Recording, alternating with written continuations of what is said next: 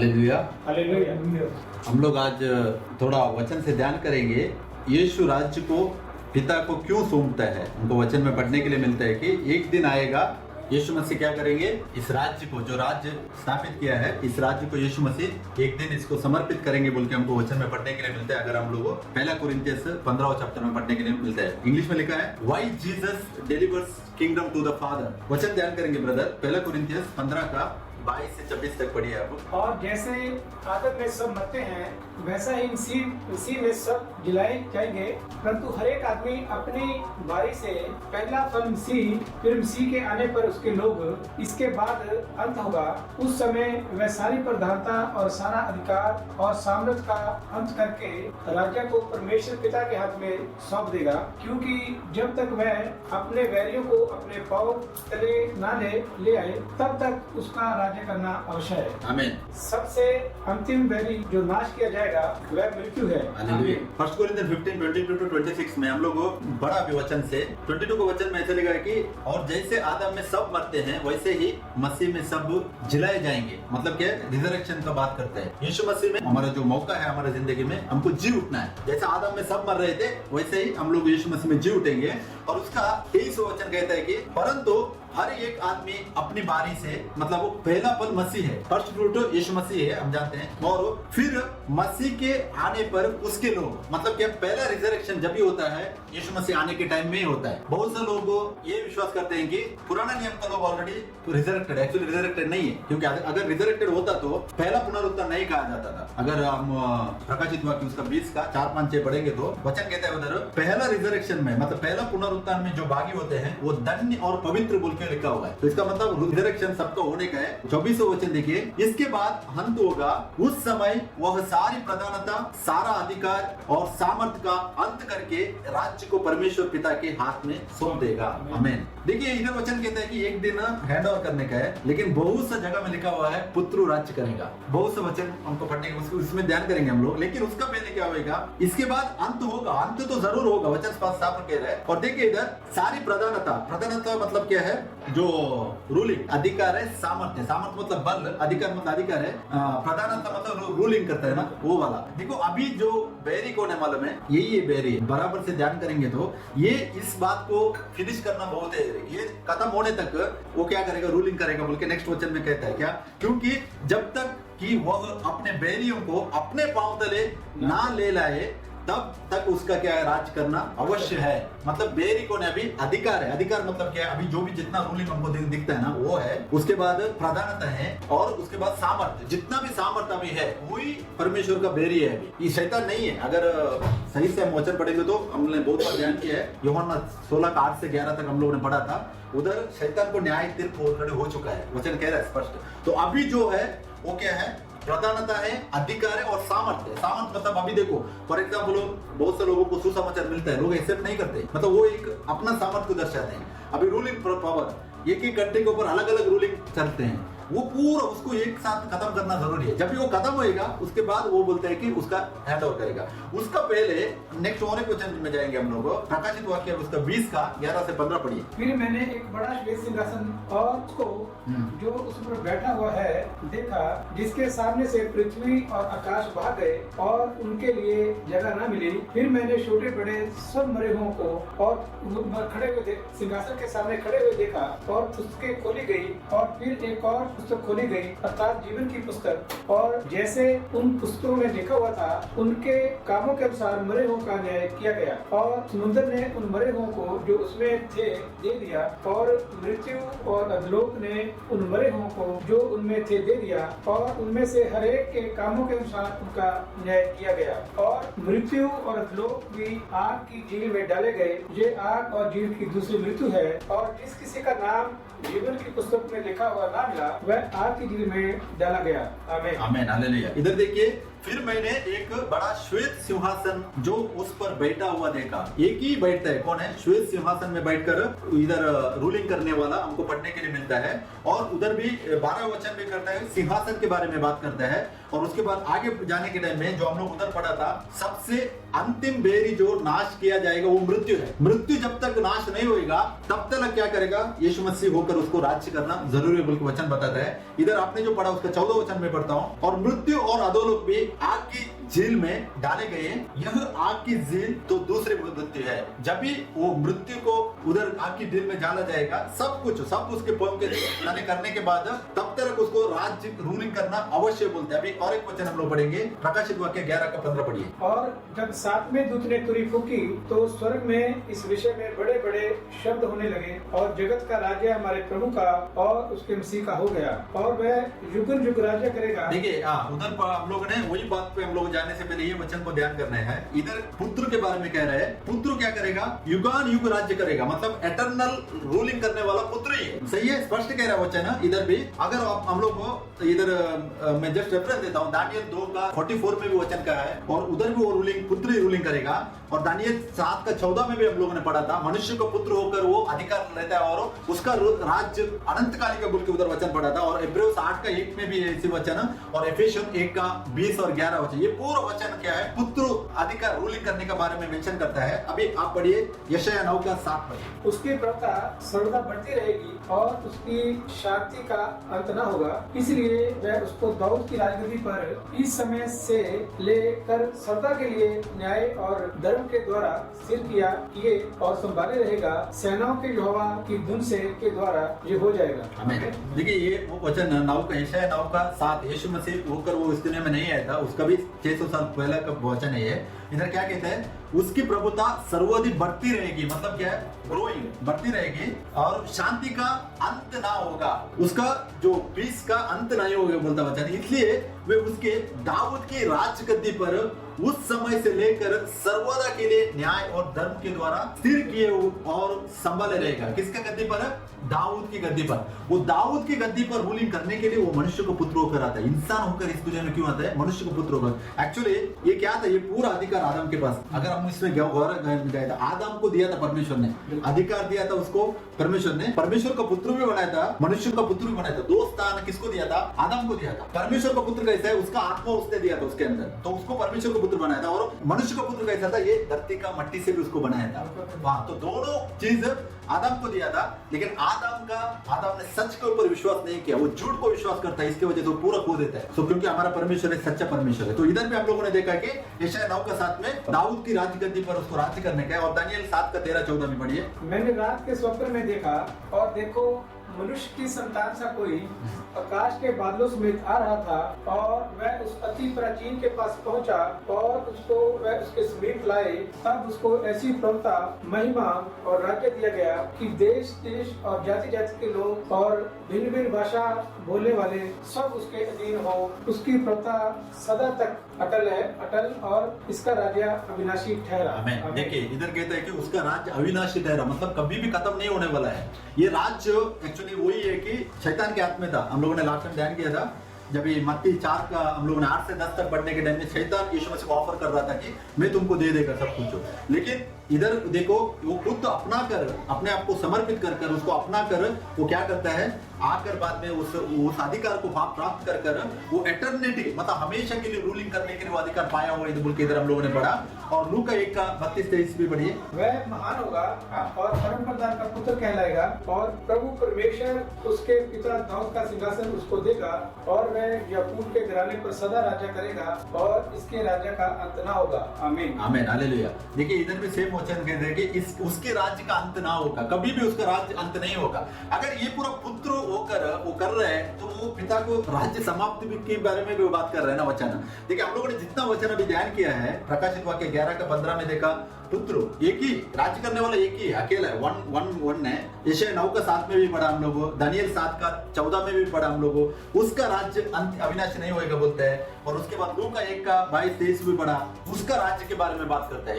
ये पूरा वचन, पूरा बाइबल हम पढ़ेंगे तो एक ही परमेश्वर के बारे में बात करता है। तो इसके लिए मैं फिर से बताना चाहता हूँ, जो लोग ट्रिनिटी प्रीचिंग करते हैं वो गलत शिक्षा है, उससे बाहर आना चाहिए और अपने आप को क्या करना चाहिए, शुद्धता करना चाहिए। क्योंकि मरकोस पढ़ी हुई वो एक भी वचन पढ़िए, मरको जो आज्ञा परमेश्वर की आज्ञा के बारे में पढ़िए, मरकोस 12 का 29-30 में यीशु ने उसे उत्तर दिया, सब आज्ञाओं में से ये मुख्य है, हे इज़राइल सुन, प्रभु हमारा परमेश्वर एक ही प्रभु है और तू प्रभु अपने परमेश्वर से अपने सारे मन से और अपने सारे प्राण से और अपनी सारी बुद्धि से और अपनी सारी शक्ति से प्रेम रखना। आमीन। इधर वचन क्या कहते हैं, इधर कहते हैं कि सब आज्ञाओं से मुख्य है, मेन, यीशु मसीह ने खुद कहा है कि मेन जो है यही आज्ञा है, वो क्या है, प्रभु हमारा परमेश्वर एक ही प्रभु है। प्रभु बोल के उल्लेख क्यों किया है, लॉर्ड बोलते हैं, लॉर्ड मतलब क्रिएटर, क्रिएशन करने वाला, सृष्टि का कर्ता, सृष्टि बनाने वाला को प्रभु बोला है। एक के पास में डिस्कस करने के टाइम में वो बोल रहा था, अगर परमेश्वर एक होता था वो प्रभु बोल के क्यों बोला है, ऐसा क्यों नहीं लिखा है, परमेश्वर एक है बोल के क्यों नहीं लिखा है बोल के वो क्वेश्चन कर रहा था। लेकिन हम आप आज जानते हैं प्रभु बोल के क्यों उल्लेख किया है कि वही क्रिएटर है, क्रिएटर है, एक ही बोल के बोला है। वही क्रिएटर ओल्ड टेस्टामेंट में क्या आया था, यहोवा बोल के प्रकट हुआ था, और नया नियम में खुद एक नाम मिलता है। आज एक डिबेट देख रहा था मैं, आज एक डिबेट में बहुत सा डिस्कशन चलता है। एक बोलते हैं नास्तिक है, वो बोलते हैं कि मैं परमेश्वर को मानता ही नहीं है बोलते हैं। तो जो मेन जो करने वाला, डिबेट ऑर्गेनाइज करने वाला, वो आप जानते हैं, मैं नाम नहीं लेना चाहता हूँ उसका, वो बहुत एग्जाम्पल लेता है, घुमा के लेके आते हैं, लास्ट में उसको लेके आता है कि वो परमेश्वर है बोल के मानने के लिए उसको उधर तक लाता है, उसको पूरा एग्जाम्पल देता है, कौन सा गाड़ी बनाया, उसका बनाने वाला है, ऐसा बहुत एग्जाम्पल देके फाइनली वो बोलते हैं ये है बनाने वाला है बोल के आता है। बाद में बोलते हैं वो बनाने वाला कौन है उसका नाम इंपॉर्टेंट नहीं है, बोला बनाने वाला कौन है उसका नाम इंपॉर्टेंट नहीं है, लेकिन तुम माना अभी है, हम भी मानते हैं, हमको भी उसका नाम इंपॉर्टेंट नहीं है। लेकिन आज मैं बताता हूँ, पुराना नियम में अगर वो ये बात कर रहा था सही है, क्योंकि हमको नाम नहीं था, लेकिन नया नियम में हमको एक नाम है, वो क्या है, यीशु मसीह। यीशु मसीह का जो नाम हो वो बॉडी लिया इसकी वजह से मिला हुआ है, नहीं तो वो नाम नहीं था परमेश्वर को कुछ भी। पुराना नियम नहीं था, इसके लिए देखिए पुराना नियम में वो लोग बाल देवता, वो देवता, ये देवता, सब देवताओं की पूजा कर रहे थे, उनको नाम था, परमेश्वर को नाम नहीं था। जब भी मूसा पूछता है कौन किसने भेजा बोल के बोलेगा तो बोलते हैं मैं जो हूँ सो हूँ, वो नाम नहीं है एक्चुअली, याहवे बोल के जो बोला वो नाम नहीं है परमेश्वर का, गॉड एग्जिस्ट उसके बारे में दर्शाता है। तो इधर हमको आज मालूम यीशु मसीह और ये आज्ञा सबसे बढ़कर आज्ञा है कि प्रभु हमारा परमेश्वर एक ही प्रभु है, इसी बात को हम लोगों आपको ये करना चाहिए। और उसके बाद 30वां वचन देखिए, उधर कहता है कि तू प्रभु अपने परमेश्वर से अपने सारे मन से, सारे प्राण से, सारे बुद्धि से और सारी शक्ति से क्या करना, प्रेम करना। ये चीज करना चाहिए तो पहले हमको ये मालूम होना चाहिए, नहीं तो नहीं कर सकते। अगर परमेश्वर बहुत है बोल के अगर विश्वास करने वाले लोग कैसा कर सकते हैं, पूरा मन से एक परमेश्वर को विश्वास करने का है तो वो एक भी बोल के मालूम होने का है, उसका रेवलेशन मिलेगा तभी कर सकते, नहीं तो नहीं कर सकते। देखिए यह महत्वपूर्ण बात है कि प्रभु अपने आप ही वही यीशु मसीह है, वही यहोवा था और वही क्या है, पिता है, वही पुत्र होकर आया था, वही अभी पवित्र आत्मा है बोल के हम लोग इसको विश्वास करना बहुत जरूरी है। दूसरा कोरिन्थियंस नहीं तो 2:11 में वचन के, शैतान का हम पर दांव ना चले क्योंकि हम उसकी युक्तियों से अनजान नहीं है, कभी भी वो भड़का सकता है। इसके लिए मैं बोलता है एक परमेश्वर को आगे बढ़ना बहुत जरूरी है हमारे जिंदगी में। अभी हम और भी अगर एक परमेश्वर को जो दिखाने वाला बाइबल से वचन अगर मैं एग्जांपल देंगे तो मैंने लिखा हुआ मैं देना चाहता हूँ। देखिए यशायाह 9:6 वचन कहता है कि जब भी वो बच्चा पैदा होएगा ना, उसी के ऊपर बोलता है प्रभुता उसके ऊपर है, वही सर्वशक्तिमान है, वही अनंतकालिक पिता है, वही समाधान का प्रभु है। ये पूरा गुण किसमें मेंशन किया हुआ है, यीशु मसीह में गुण है, उसी में वही है। और उसके बाद नेक्स्ट और एक वचन भी अगर जकरिया 14:10 पे हम लोग ध्यान करेंगे तो वो 10 में भी क्या कहते हैं मालूम है, वो एक दिन आएगा यहोवा अकेला परमेश्वर बोल के माना जाएगा इस दुनिया में, और उसी का नाम यीशु मसीह बोल के हमको मत्ती 23:29 में हम लोगों ने पढ़ा था। यीशु मसीह क्या बोलते हैं, इस्राएल को बोलते हैं कि आज से इधर मेरा प्रेजेंस नहीं रहेगा जब तक तुम मेरे को नहीं बुलाएगा, मेरा नाम से नहीं बुलाएगा। कौन सा यीशु मसीह, जब तक तुम मेरा नाम से, यीशु मसीह का नाम से नहीं बुलाएगा तब तक मैं तुम्हारे पास नहीं आएगा बोला। तो उसकी वजह से आज हम उस नाम को ले रहे हैं। और तीसरा पॉइंट है मलाकी 3:1 में अगर हम लोगों ने पढ़ने का तो मालूम है कौन है, यूहन्ना के बारे में जब भी वचन बात करता है उधर अगर वचन पढ़ेंगे तो वचन बोलते हैं कि यहोवा बोल रहे हैं कि मेरे सामने मेरे आगे दूध को भेजेगा बोला है। वो खुद मतलब मैं खुद जाएगा तभी उस दूध को भेजेगा बोलता है, उसी को वो बोला है। और यूहन्ना 3:13 में भी यीशु मसीह क्या कहते हैं, स्वर्ग से उतर के कोई भी ऊपर नहीं गया, सिर्फ वही है मनुष्य का पुत्र, वही है बोल के बोला है। और यूहन्ना 20:38 में जब भी तोमा देखता है हाँ तो वो बोलते हैं वो मेरा प्रभु मेरा परमेश्वर बोल के अंगीकार करता है, देखिए वही है। और 1 तीमुथियुस 3:16 में हम लोगों ने पढ़ने के लिए मिलता है कि परमेश्वर क्या होता है, शरीरधार होकर प्रत्यक्ष हो गया बोल के हमको वचन मिलता है। है। और 7वां जो वचन मैंने ये नोट किया था, प्रकाशित वाक्य उसका 1:8 में अगर यीशु मसीह क्या कहता है, जब यूहन्ना को दिखता है वो बोलता है मैं प्रारंभ है, मैं अंत हूँ, मैं I am the beginning, I am the end. और उधर कहता है कि वर्तमान भूत भविष्य काल में मैं था, मतलब 3 युग के बारे में वो बात करता है उधर। मतलब क्या है, वो 3 जैसा अभी हमको दिखता है ना, पिता होकर भी वही दिखता है, पुत्र होकर भी वही दिखता है, और अभी परिशुद्ध आत्मा होकर वही दिखता है। जो पिता पुत्र को मानते हैं वो बाइबल पूरा कहता है, लेकिन अगर पिता को ही पवित्र आत्मा बोल के जो लोग नहीं मानते हैं वो गलत ये है, क्योंकि आत्मा है, पिता भी आत्मा है, पवित्र आत्मा भी आत्मा है। पिता ही पवित्र आत्मा होकर इस दुनिया में आकर प्रकट हुआ है, अभी वही है, वही सब जगह में है, लेकिन लोग उसको पहचानते नहीं है।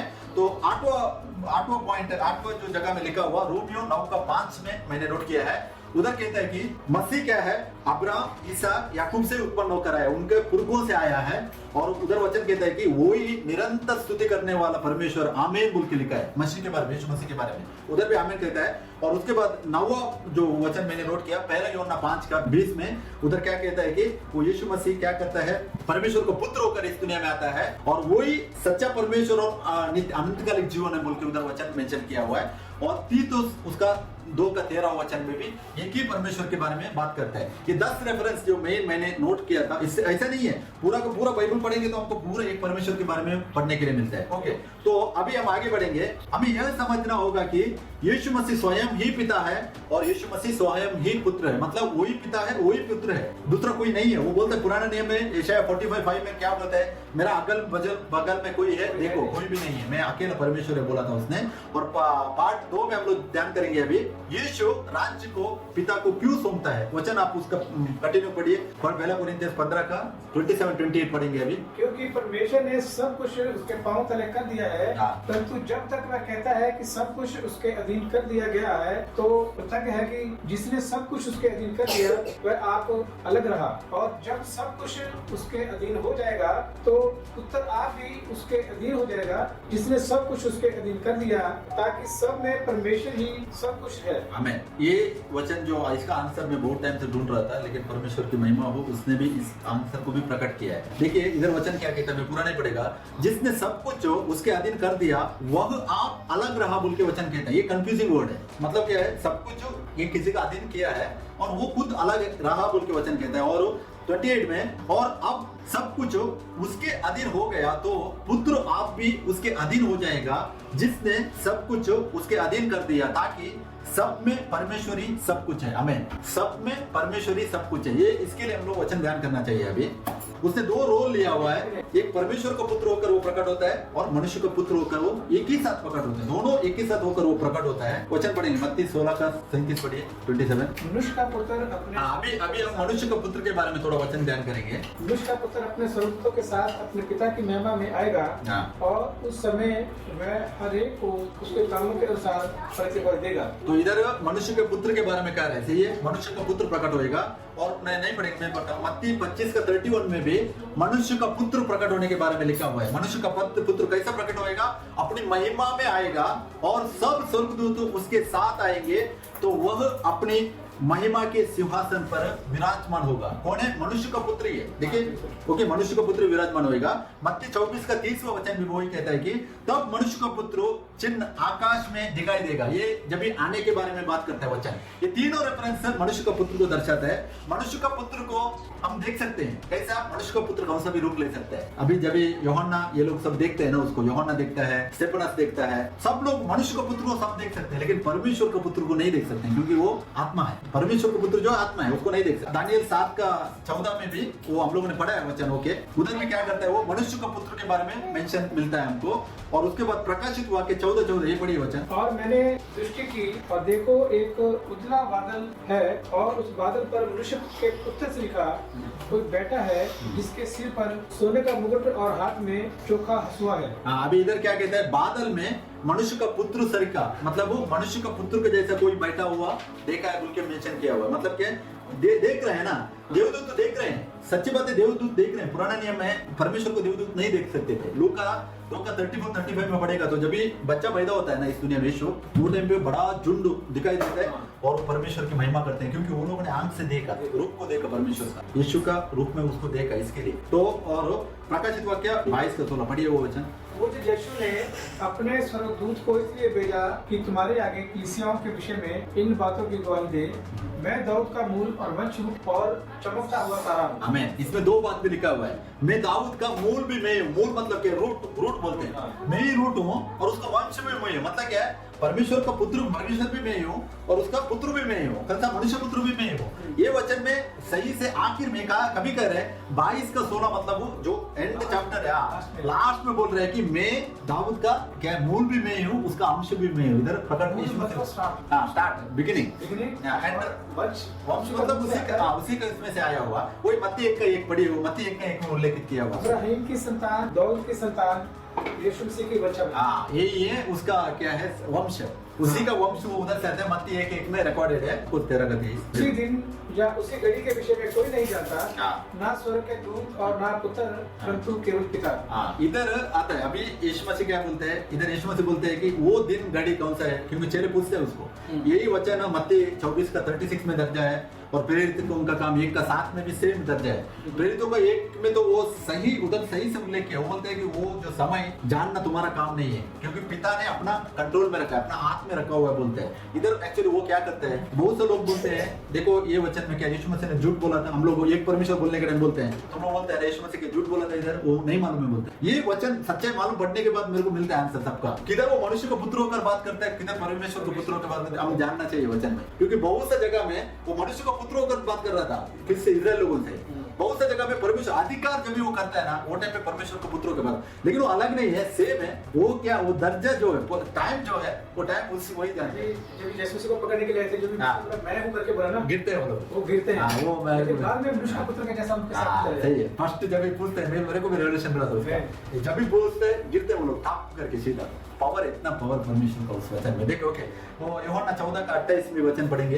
तुमने सुना कि मैंने तुमसे कहा है कि मैं जाता हूँ और तुम्हारे पास फिर आता हूँ। यदि तुम मुझसे प्रेम रखते हो तो इस बात से आनंदित होते कि मैं पिता के पास जाता हूँ, क्योंकि पिता मुझसे बड़ा है। आमीन। ये वचन से जान करेगा तो क्या बोलते हैं? पिता मुझसे बड़ा है। अगर कोई पूछेगा, ये बहुत से लोग दिखाते हैं, देखो पिता बोलते हैं बड़ा है और तुम बोलते हैं पिता यीशु मसीह बोलते हैं। वो इधर मनुष्य का पुत्र होकर बात कर रहे हैं, क्योंकि वो हमेशा बोला है पिता से मैं छोटा हूँ, लेकिन वो कभी कभी बोलते हैं मैं और पिता एक है। तो क्या हो गया? अभी इधर बोलते हैं यीशु मसीह पिता बड़ा है, मैं छोटा है, और एक जगह बोलते हैं और मैं और पिता एक है, दोनों बोलते हैं। तो इसके लिए उसका जो स्थान लिया हुआ है ना उसने, मनुष्य का पुत्र और परमेश्वर, इसको समझना जरूरी है।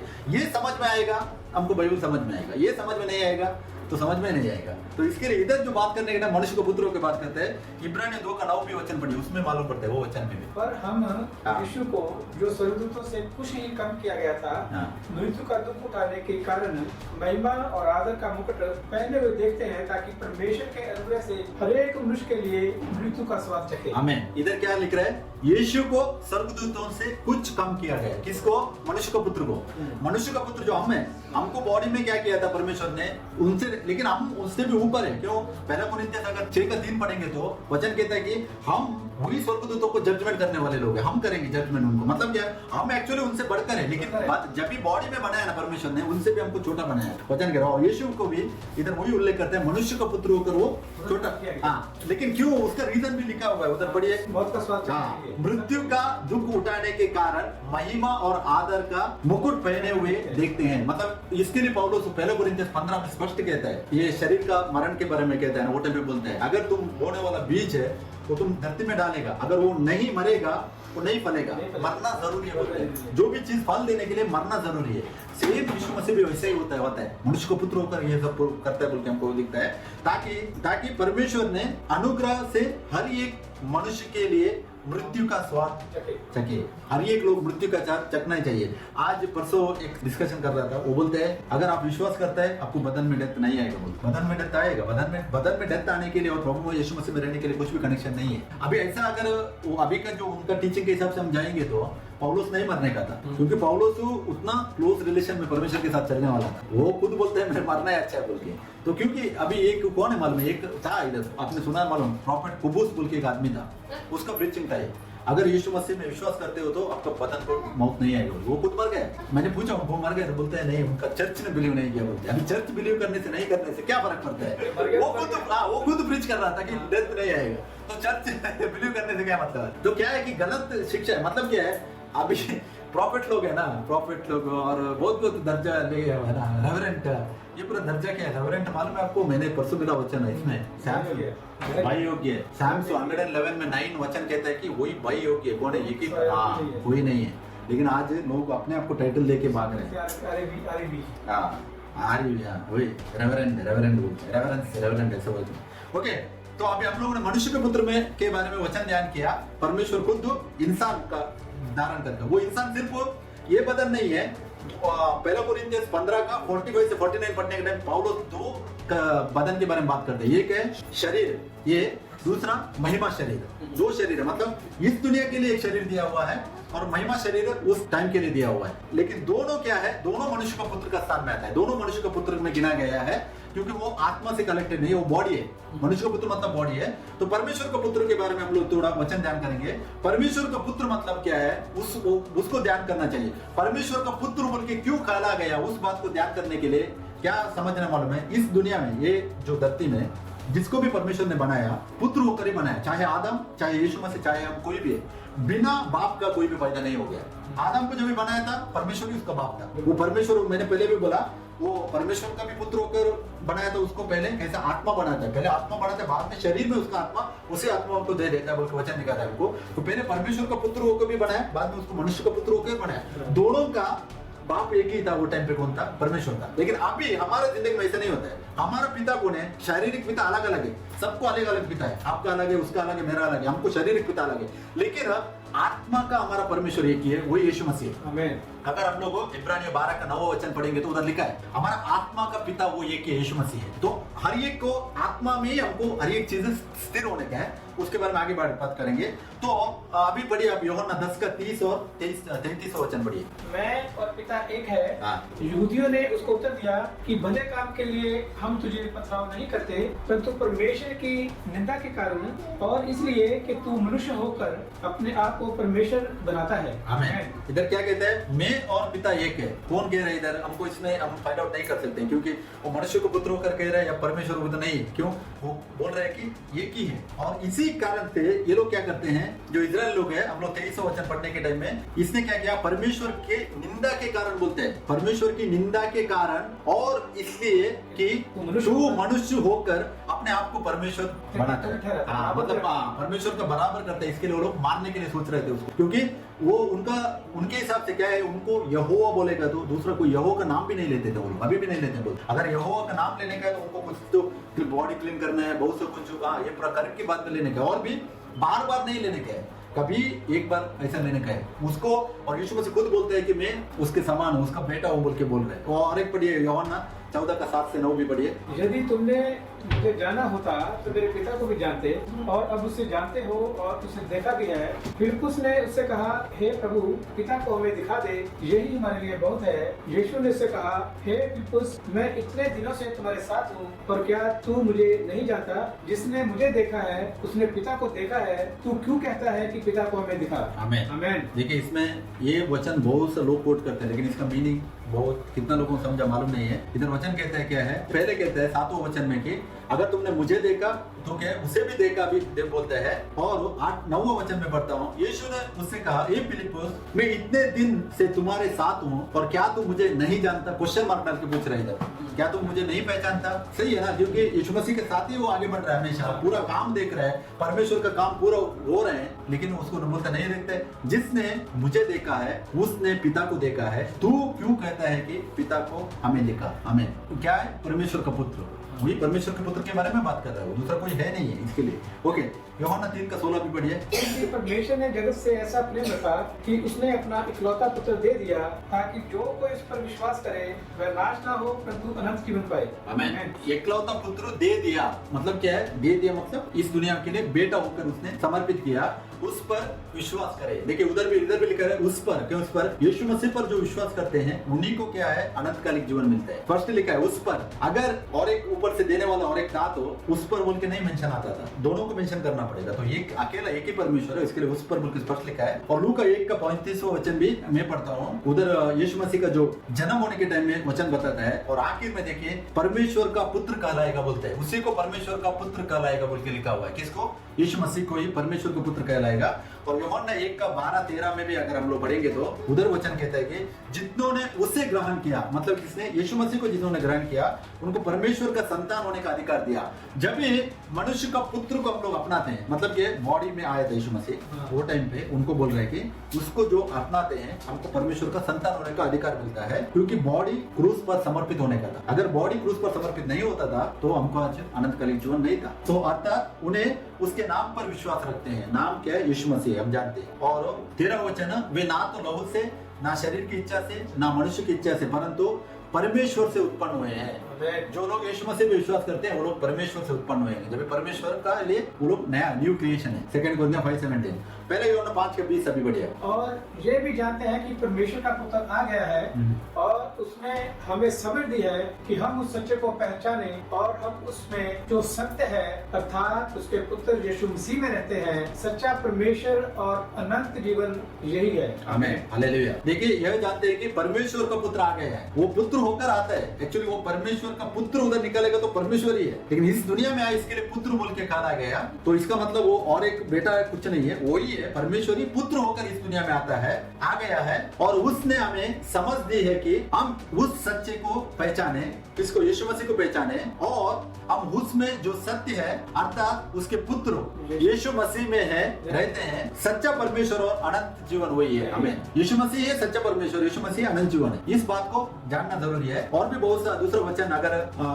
यूहन्ना 6:35 का वचन अगर हम लोग ध्यान करेंगे तो यीशु मसीह बोलते हैं कि मैं जीवित का रोटी हूँ। मैं बोलते हो मैं। उसके बाद 8:12 में बोलते हैं यूहन्ना, बोलते मैं इस संसार के लिए क्या उजाला हूँ। और उसके बाद 10:7 में बोलते हो मैं शीप का द्वार हूँ। और 10:11 में बोलते हैं कि मैं सच्चा चरवा हूँ। पुराना नियम में अगर हम लोग ज़बूर पढ़ेंगे तो 23:1 में यहोवा बोलते हैं कि मैं सच्चा चरवा हूँ। और इधर यीशु मसीह बोलते हैं कि मैं सच्चा चरवा हूँ। और 11:25 में बोलते हैं कि मैं पुनरुत्थान और जीवन हूँ। देखिए इसमें भी दो चीज अटका हुआ है, पुनरुत्थान और जीवन। जीवन को कौन सा? आत्मा के लिए नया हो जाते हैं जब यीशु मसीह में, पुनरुत्थान बॉडी के लिए। तो दो चीज हर एक जगह में हम पढ़ने के लिए मिलता है हमको, लेकिन एक ही परमेश्वर है। दो रूप से उसने क्या किया, हमको बचाने के लिए पूरा किया हुआ बात है। और 14:6 में बोलता है मैं ही मार्ग हूँ, सत्य और जीवन, इधर भी कहता है। और 15:1 में भी यूहन्ना में वो क्या कहता है, मैं ही सच्ची दाखलता हूँ और परमेश्वर उसका माली है बोला। मतलब क्या? मनुष्य का पुत्र और परमेश्वर का पुत्र को उधर भी उल्लेख करता है। हर एक जगह में वो उसी को उल्लेख करता है। और मैथ्यू 14:33 में जब ये वो लोग बोट में जा रहे थे, बोट में देख तूफान आता है, वो टाइम पे वो लोग डर जाते हैं। यीशु मसीह खड़ा होकर बोलता है शांत करते हैं, सिर्फ कमांड करता है और शांत हो जाता है। वो टाइम पे वो लोग कन्फेस करते हैं ये परमेश्वर का पुत्र है, क्योंकि प्रकृति सृष्टि में साम्स में लिखा हुआ है वो तो फलों को थमा देता है। हाँ, थमा देता है। सृष्टि भी उसको क्या करती है, चुप दम जाती है। और इब्रानियों 1:5 में लिखा हुआ है वो बेटा होकर आता है। और रोमन्स 8:19 वचन, ये सृष्टि भी उधर लिखा है परमेश्वर का पुत्र का, मतलब हमको मिलता है ना स्थान हमारा महिमा देखने के लिए। अब उधर हमको बोला हुआ है परमेश्वर के पुत्र, हमको वो पोजीशन, हमको वो पोजीशन मिलता है। तो ये पूरा वचन परमेश्वर का पुत्र के बारे में हम लोग ध्यान किया। यूहन्ना 5:18 उधर लिखा है। ठीक है, इस कारण यहूदी और भी अधिक उसके मार डालने का प्रयत्न करने लगे कि वह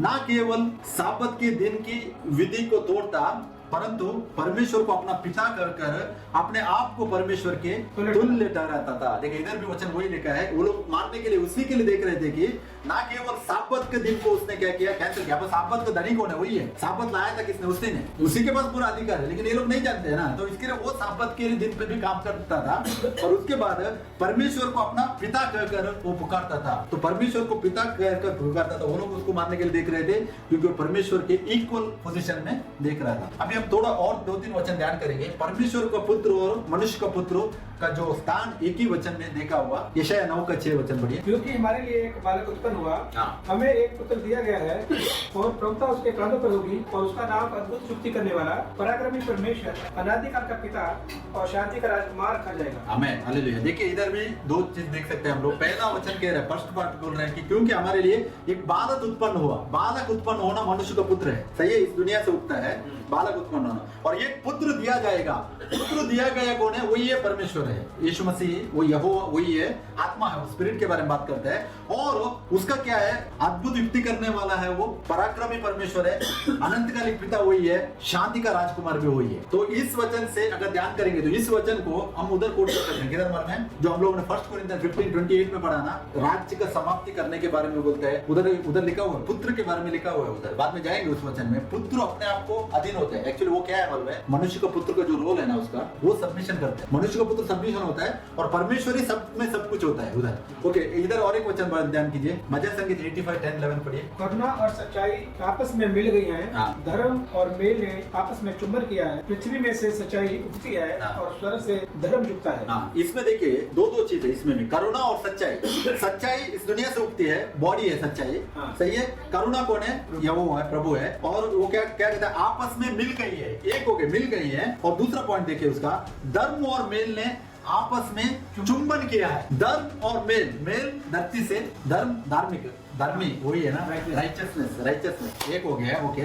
और उसके बाद पृथ्वी में से सच्चाई उगती है, कौन सा है, बॉडी उगती है। इसके लिए वो बोलते हैं मैं ही सच हूँ, मैं ही सच हूँ, इसके लिए यीशु मसीह बोल रहा था, बॉडी इधर से उगई और स्वर्ग से धर्म जुगता है, मतलब यहोवा उस बॉडी में आता है, उसी में आता है। लेकिन ये इंसान को ग्रहण करने के लिए बहुत मुश्किल है, ये परमेश्वर का काम है, हम नहीं जानते उसको, परमेश्वर का, क्योंकि वो अभिषिक्त होकर आता है बोल के वचन कहते हैं। ये दुनिया बनाने वाला परमेश्वर इंसान होकर एक बॉडी में आता है बोलेगा तो हम सोच नहीं सकते, ऐसा रहेगा, हम सोच नहीं सकते। लेकिन है सच्चाई यही है, लेकिन वो एक परमेश्वर। ओके, रोमियो 1:3-4 ये इंपॉर्टेंट वचन, ये पढ़िए। अपने पुत्र हमारे प्रभु यीशु मसीह के विषय में प्रतिज्ञा की थी कि जो शरीर के भाव से तो दाऊद के वंश से उत्पन्न हुआ और पवित्रता की आत्मा के भाव से मरे में से जी उठने के कारण सामर्थ के साथ परमेश्वर का पुत्र ठहरा है। आमीन। इधर देखिए, अपने पुत्र हमारे प्रभु यीशु मसीह के विषय में प्रतिज्ञा की थी, जो शरीर के भाव से तो दाऊद के वंश से उत्पन्न हुआ, यही मनुष्य का पुत्र है। इसमें दो ही चीज लिखा हुआ है ये वचन में भी, जैसे हम लोगों ने यशायाह 9:6 में हमको पढ़ने के लिए मिलता है, मनुष्य का पुत्र और परमेश्वर का पुत्र, एक ही वचन में दो भाग।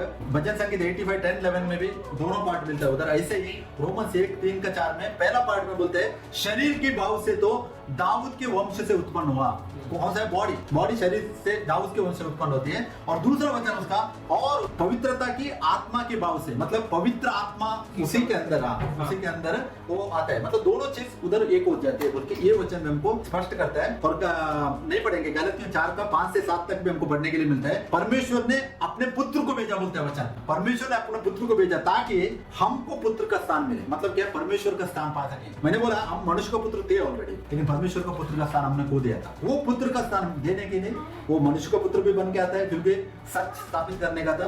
और उसके बाद खुद परमेश्वर पुत्र होकर भी इस दुनिया में आता है, हमको वो पोजीशन देने के लिए, ताकि उसकी रूह, उसकी आत्मा हमारे अंदर आके बस सके। पुराना नियम में आत्मा अंदर नहीं बस रही थी, लेकिन नया नियम में अभी परमेश्वर स्वयं अपने अंदर आके बसता है, वास करता है। वो मनुष्य का पुत्र और परमेश्वर का पुत्र हुआ, इसके लिए वो हमारे अंदर वास करता है, नहीं तो नहीं कर सकता। क्योंकि इब्रानियों 12:29 में वचन है, क्योंकि हमारा परमेश्वर भस्म करने वाली आग है। हाँ, भस्म करने वाली आग है।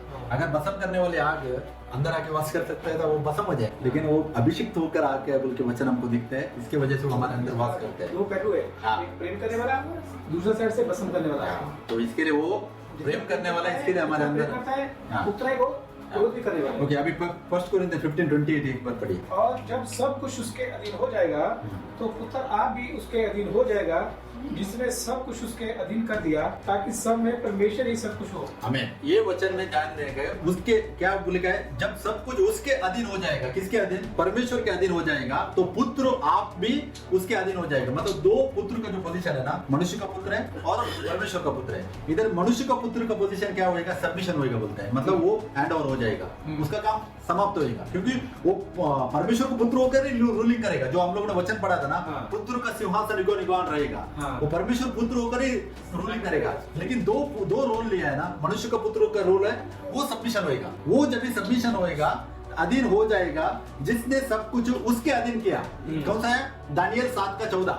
जब भी मनुष्य का पुत्र होकर हो जाता है, अधिकार लेता है, आदम से अधिकार लेता है ना, ये पूरा अधिकार वो हैंड ओवर करता है। मतलब क्या है वो, मतलब ये कुछ नहीं, रोल है, ये हमको ऐसे दिखाया हुआ, ये रोल क्या है, उसका काम खत्म होता है, काम खत्म होता है जब उसके पूरा बेरे उसके पैरे तले डाल जाते हैं ना, मतलब उसका जब काम ये फिनिश होएगा तभी क्या हो जाएगा, ये पोजीशन उसमें सबमिशन होएगा बोल के वचन कहता है। और वो टाइम पे ये वचन पूरा होएगा क्या, सब में परमेश्वर ही सब कुछ हो, सब में परमेश्वर ही सब कुछ हो। मतलब क्या है, वो एक ही परमेश्वर है, वो हर एक में एक होएगा। इसको सॉलिड और एक रेफरेंस वर्ड है कोलोशन 3:11 में, उधर लिखा है केवल मसीह सब कुछ और सब में है, केवल मसीह सब कुछ और सब में है। मसीह कौन है, कोई परमेश्वर का पुत्र है, उसी स्थान में हर एक हो जाएगा।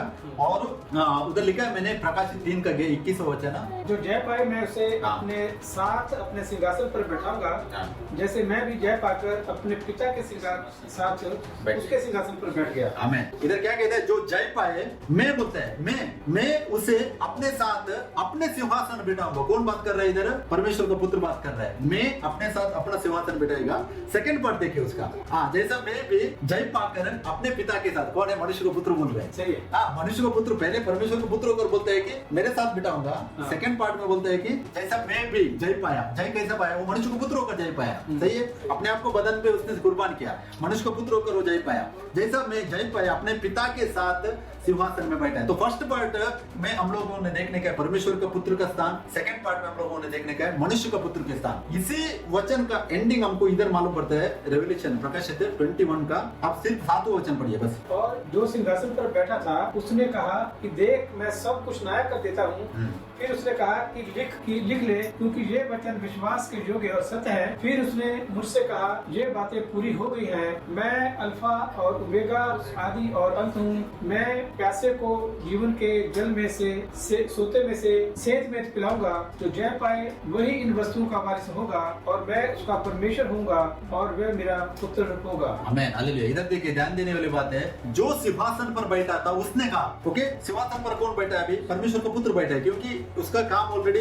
फिनिश होने के बाद का जो टाइम है। व्हाइट थ्रोन सिंहासन में उसने जजमेंट किया। व्हाइट थ्रोन सिंहासन में जो मत्ती 25 का 35 से हम लोग पढ़ने के टाइम में मिलता है, वो व्हाइट थ्रोन सिंहासन का जजमेंट है। वो होने के बाद इधर कहता है कि जो सिंहासन पर बैठा था उसने कहा, वो कहता है, क्या कहता है कि देख मैं सब कुछ नया कर देता हूँ। हर एक चीज उसने क्या किया, नया किया है। फिर उसने कहा कि लिखा है, क्योंकि ये वचन विश्वास के योग्य और सत्य है। और छठा वचन देखिए, फिर उसने मुझसे कहा ये बातें पूरी हो गई हैं कि मैं, वचन कहता है ये मैं अल्फा और ओमेगा, आदि और अंत हूँ। मैं प्यासे को जीवन के जल के सोते में से सेत में पिलाऊंगा। वो कहते हैं मैं वन गॉड के बारे में बात करते हैं, एक ही परमेश्वर, उसके बारे में। और 7वां वचन देखिए, जो जय पाए वह इन वस्तुओं की वारिस होगा। इन वस्तुओं का वारिस कौन होगा, जय पाए वो लोग बोलेगा। अब ये किस जय को बात कर रहे हैं परमेश्वर नहीं मालूम है, अपने शरीर, सही है, अपने शरीर के ऊपर भी हो सकता है, बहुत सी चीज आ सकती है, मतलब ओके।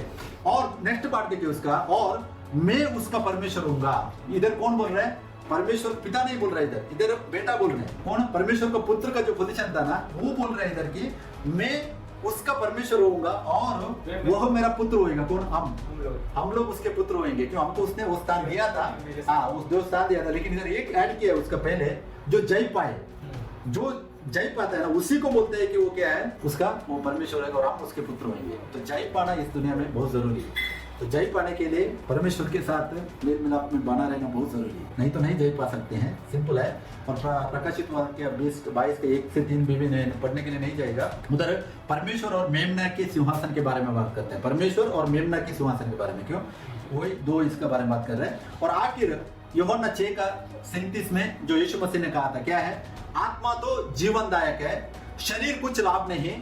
जो बातें मैंने तुमसे कही है वो आत्मा है और वही जीवन भी है। हालेलुया। शरीर कौन सा है, मनुष्य का पुत्र।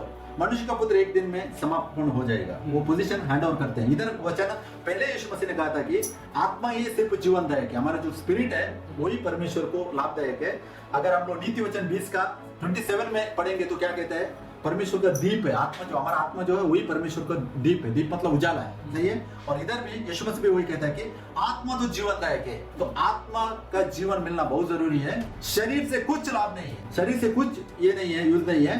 जो बातें मैंने तुमसे कही है वे आत्मा है और वे ही जीवित भी वही है। मतलब जो बात यीशु मसीह ने कही हुई है, बात मतलब क्या है, आत्मा है, वही आत्मा है। तो शरीर एक दिन फिनिश हो जाएगा। अभी हमको ग्लोरियस बॉडी के बारे में बहुत सा इंपॉर्टेंस बाइबल बात करता है। जो ग्लोरियस बॉडी है ना, महिमा शरीर बहुत सा इंपॉर्टेंट बात करते हैं, क्योंकि महिमा शरीर जो पाया हुआ लोग है ना, वो लोग धन्य बोलते हैं। जो लोग महिमा शरीर पाते हैं दे आर दी ब्लेस्ड बोलते हैं, ब्लेस्ड एंड होली, वो लोग पवित्र और ब्लेस्ड है बोल के वचन बोलते हैं, आशीर्वाद है। तो इसके लिए परमेश्वर को धन्यवाद करते हैं कि आज का वचन में हम लोगों ने ध्यान किया बात है, यीशु मसीह क्या करते हैं, एक दिन अपना राज्य को समर्पण करेगा। राज्य क्या है? चर्च है, राज्य चर्च है। अगर हम लोग एफिशियन ना 1:21-22 में और 3 का 10-11 में पढ़ेंगे तो एफिशियंस में उधर चर्च के द्वारा है। वो बोलते हैं सब कुछ उसने इसी चर्च के द्वारा बनाया है।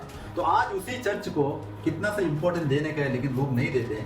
चर्च को ही बहुत सा अपना रूल्स एंड रेगुलेशन ऐड किया हुआ है चर्च में, तो उसको सही करना जरूरी है, क्योंकि परमेश्वर का राज्य चर्च हम मॉडिफिकेशन नहीं कर सकते। उसका वचन है, वचन के हिसाब से चलना जरूरी है। तो आइए हम लोग दुआ करेंगे कि परमेश्वर यीशु मसीह ही अपना मनुष्य का पुत्र का जो पोजीशन है वो सबमिट करेगा, वो एक टाइम पे राज्य का समाप्ति होएगा, सब कुछ एक होएगा, परमेश्वर में एक होएगा। तो इसके लिए सबके लिए एंड दिया हुआ है, लेकिन जो लोग जय पाते हैं वो लोग परमेश्वर के साथ युगान युग रहेंगे बोल के वचन। तो इसके लिए दुआ करेंगे।